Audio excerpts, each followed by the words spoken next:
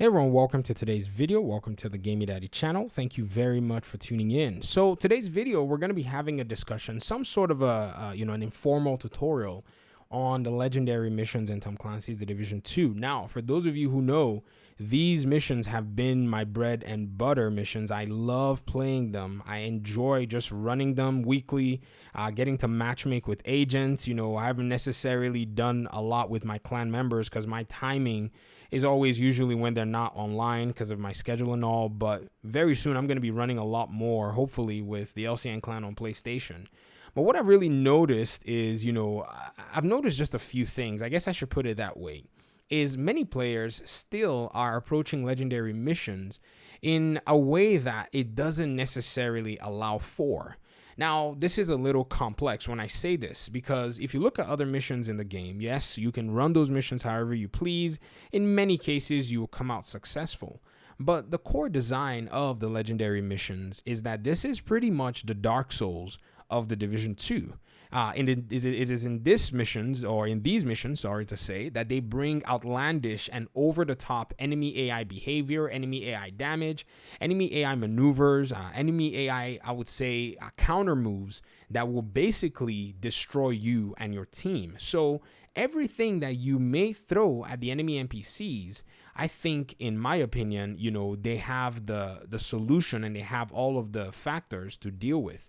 I can almost argue with you that having looked into AI design a little bit, that the enemy AI most likely has a random aggression behavior in this game, because sometimes you can fire up a legendary mission with even the same exact set of people that you've played with before, and the enemy AI will behave very differently than it did, even if you were playing in the same exact conditions, be it the same mission, same time of the day, or whatever. I think there are also some factors that, basically tone those things down, like the weather. Example is District Union Arena. When you're playing it at night and it's raining, everybody is happy because that opening scene is a little bit, I would say tempered down because the enemy AI's visibility is low. So that's a very nice touch to the game. But most of the time, I think the behavior of the AI, is many times underrated by some agents who come in to play these games. And I continue to see these mistakes of enemy, AI basically just luring a lot of agents into their trap while the agents continue to play aggressively, thinking that they ever have the upper hand. And eventually 2 agents or, 3 agents get smoked and I'm left just sitting there going, how am I going to recover the entire team and by myself damage maybe the 2 heavies that are basically trying to chase me outside of the entire mission?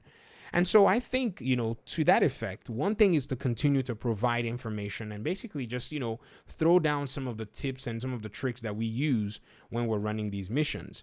The very first thing and the very first ingredient that will help you with these missions is patience. And not only patience, but the ability for you to be able to just take your time.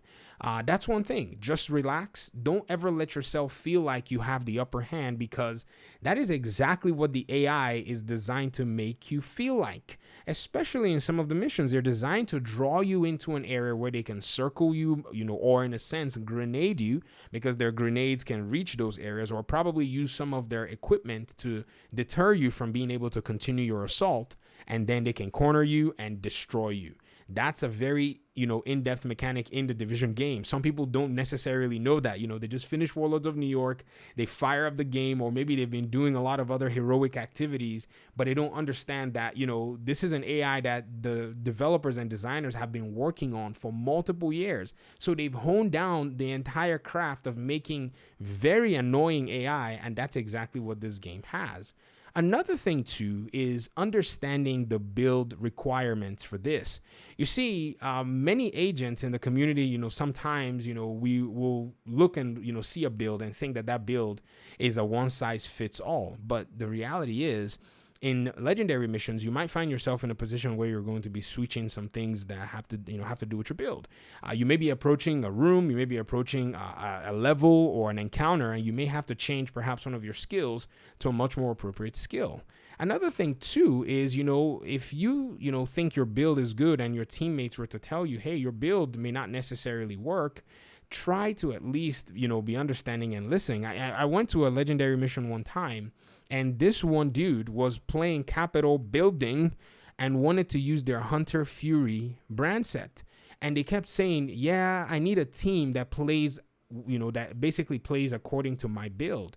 And I was like, your build? In capital building, if you walk close to those enemy NPCs, they're going to destroy you when you're on the outer rims. Now, when you get into the capital building, a build like Hunter's Fury can definitely shine. But initially, when the mission starts, everybody knows that you kind of start out those missions from a very decent distance where you're pegging your enemy NPCs and picking them off one by one. I mean, this is basically the rule for a matchmade team that doesn't already have the synergy.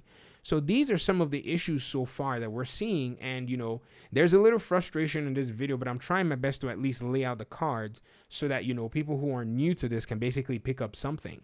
And another thing, too, is, agents who basically, in a sense, don't necessarily inspect the builds of the people that are actually coming to, to join their missions. I remember joining a mission last night. My PlayStation character has a level 87, and one of the group leader in that mission said, the mission started and I went and dropped my, my stinger hive, and the group leader said, can you just leave?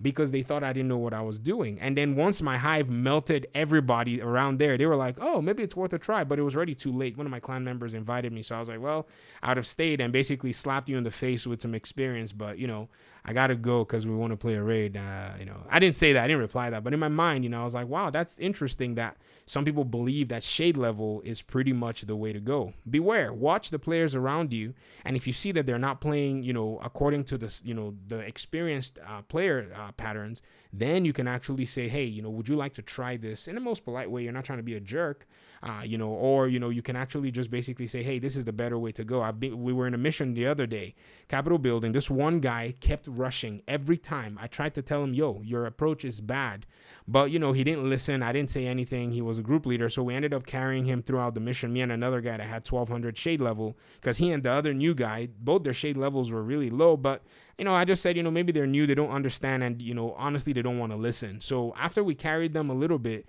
they then realized, we knew what we were doing, because they didn't want to, they didn't want to listen to me because I had a shade level of 70 something. So they thought, oh, this guy's probably new, and I don't play on PlayStation with my gamer tag. I go incognito, which I love. It's nice for me to observe a lot of these different things. So I would love for everybody to be able to run a legendary mission and run them successfully, but it's only contingent on a lot of people basically, playing the game and doing the things that basically support the team. It's a very tight run ship.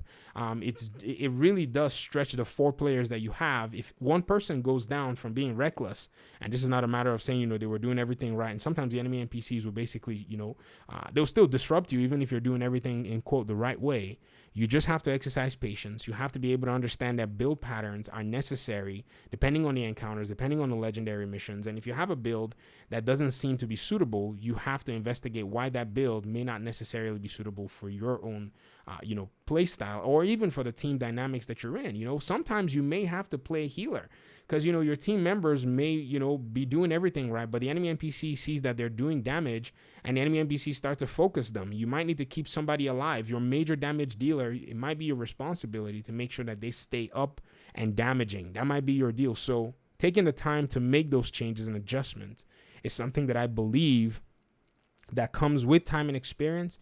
And I do think a lot of players, can benefit from, doing these things to make their legendary gameplay successful. So approach the legendary missions with caution, with care.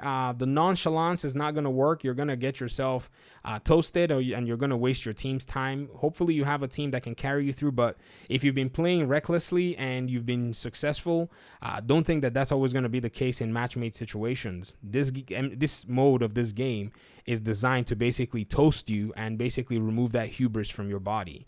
Anyways, that's pretty much my little spill on just kind of an update on legendary missions and some helpful tips.